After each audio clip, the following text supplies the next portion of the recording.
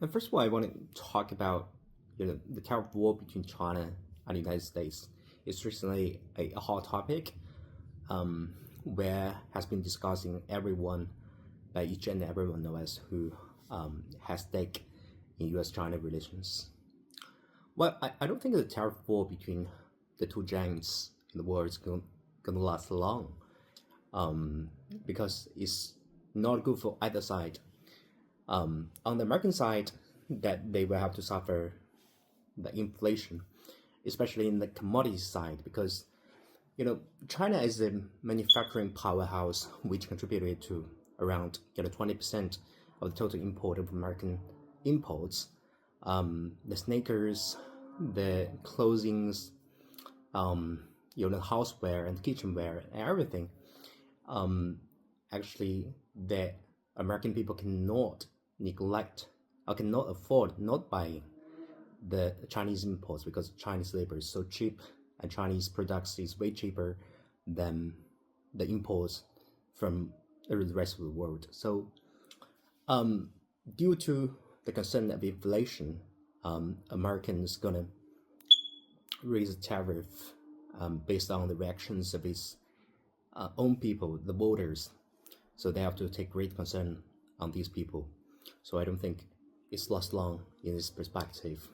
On Chinese side, I think China is going through a very harsh economic environment, especially after COVID-19.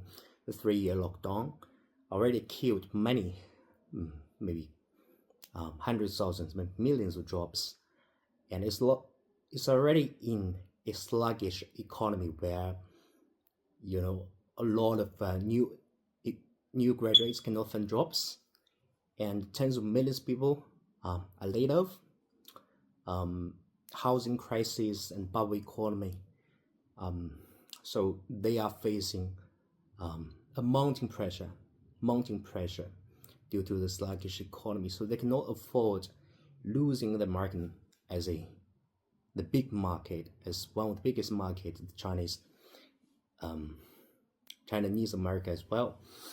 So in this spectrum, I think the two sides gonna strike a deal after all.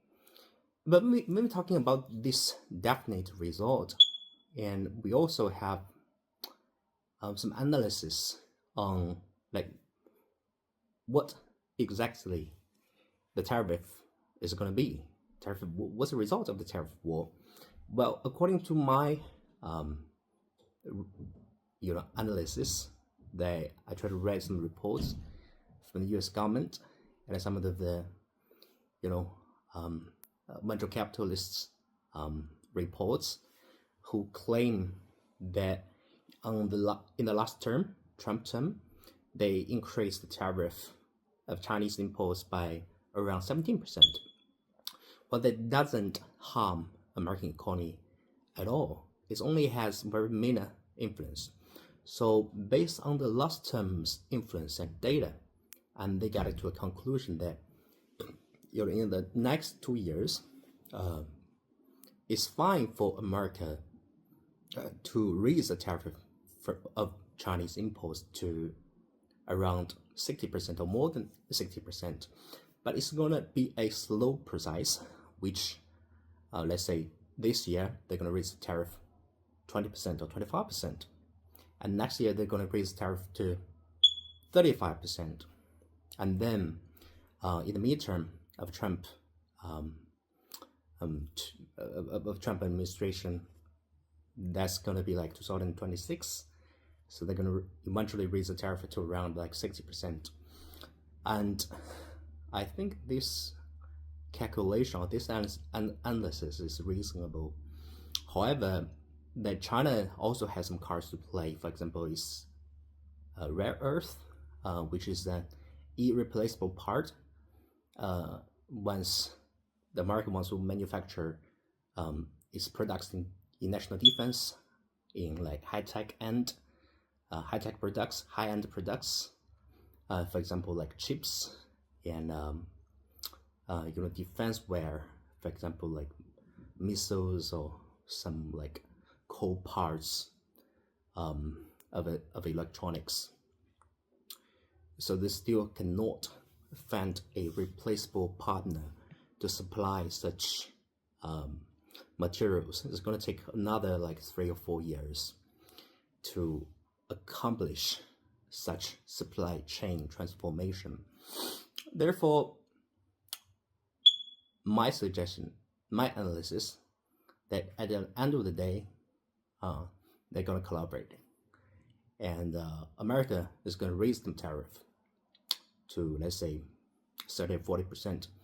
But China will also use the cards they have to try to influence the Trump administration's border base, the farmer products, like, the food they try to import from America every year. They try to limit that imports from America. On the one hand, on the other, they will try to minimize the export of rare earth and relevant key supplies to try to get a negotiating upper hand. So eventually, Trump will not 100% get what he wants, but he will raise some tariffs, let's say 30 or 40%. But China will also compromise. And needless, not necessarily say that China will be kowtowing to America, but China will be losing some ground because of the bad economy. Yes.